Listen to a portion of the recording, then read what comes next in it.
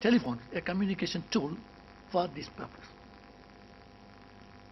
Now, again, public policy. He couldn't do it by himself. He needed some organization in Bangladesh to help him translate his idea into reality. He went to the Grameen Bank and told them, look, we have got a huge bank with so many branches all over the country, and each one of those centers is not well connected to the others. I have a solution. You can connect them all. But then they were all already set up in an era when these tools were not available. Therefore, already they were very self-satisfied with the technologies that they were using, and they have designed their bank in such a way that each branch operates independent of the others. They said, no need. I think we will not be able to accommodate you.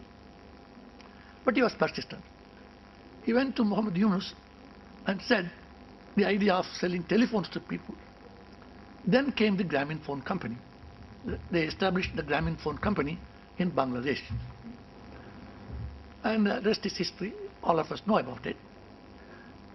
Today, for many women in countries like Bangladesh, Indonesia, Uganda, Rwanda, and so on, the cell phone is largely the basis of the livelihood.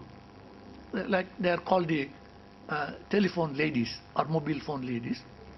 So they carry around the telephone in the marketplace and so on.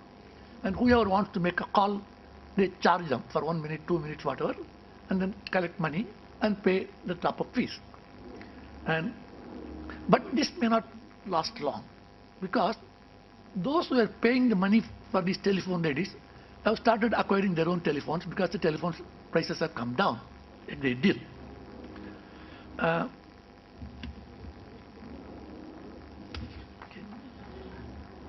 But mobile phones means much more than mere communication by voice or data,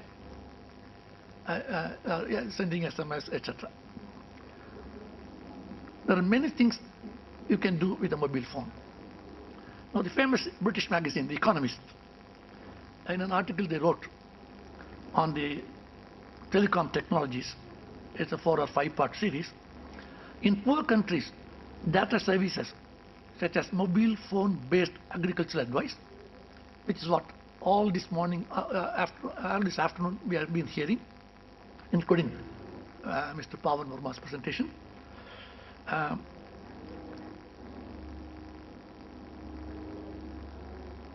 Healthcare, money transfer could provide enormous economic and development benefits. You can provide health information, which Dr. Junjunwala pointed out this morning. You can make money transfer. Again, Dr. Junjunwala spoke about it, and so on. So overall, if you see all these applications, it can lead to enormous economic and developmental benefits to the poor.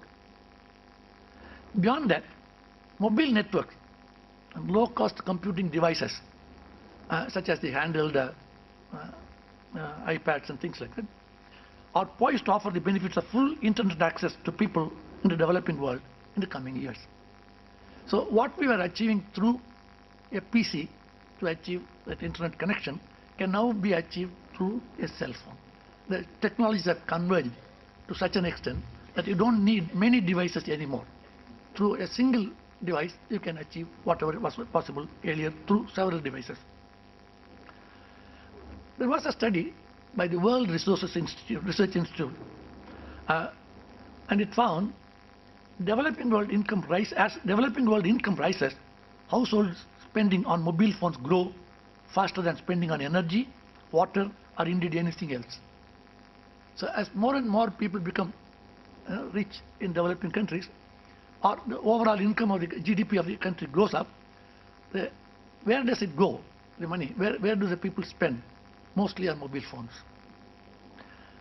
A recent study by Leonard Waverman of London Business School, and he came with the idea that adding 10 extra mobile phones per 100 people of a population, 10 per 100, about 10% raise in mobile phones, in a typical developing country setting, leads to a GDP increase of 0.6 percentage points. There's a tremendous correlation between the increased use of mobile phones and overall development status of poor countries. And a later study by a World Bank economist, Christine Zhenwei Chang, said it's not 0.6, it is 0.8. And she went and carried out studies in several situations, several countries.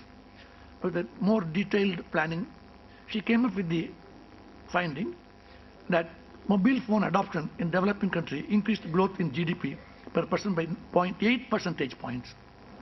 So these are all macroeconomic studies for huge countries, huge regions, and so on. But we need to attack poverty at individual levels, at household levels. Now, another point made by Zhenwei Chang of the World Bank is very interesting. She compared what can different telecom technologies do to development.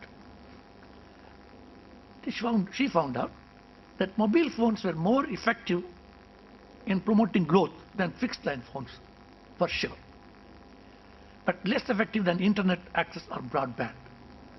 So all those people who started with the internet and access and PCs in the telecenters like Sendil need not throw up their hands. They were doing the right thing. But the problem is the volume of use of cell phones is so large that overall impact of cell phones makes the impact of PCs and internet minuscule in the context of poverty alleviation.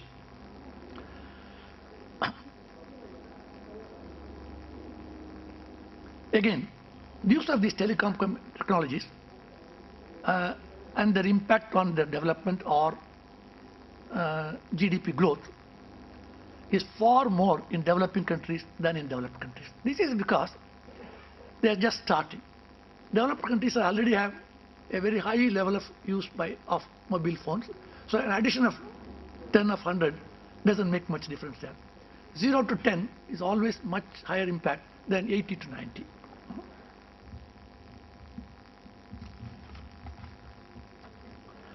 You may see this picture here. Let us look at the growth of cell phones. In the year 2000, there were 700 million cell phones around the world, of which less than one-fourth or quarter were available in developing countries. But in the year 2008, there were close to 4 billion cell phones around the world, of which more than 3/4 or 3 million were in poorer countries. So more and more people in poor countries are able to afford cell phones. The prices are falling, the services are becoming more affordable, and so on.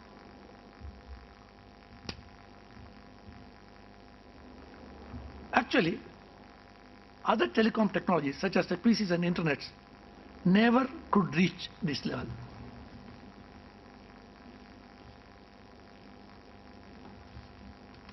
Okay. All this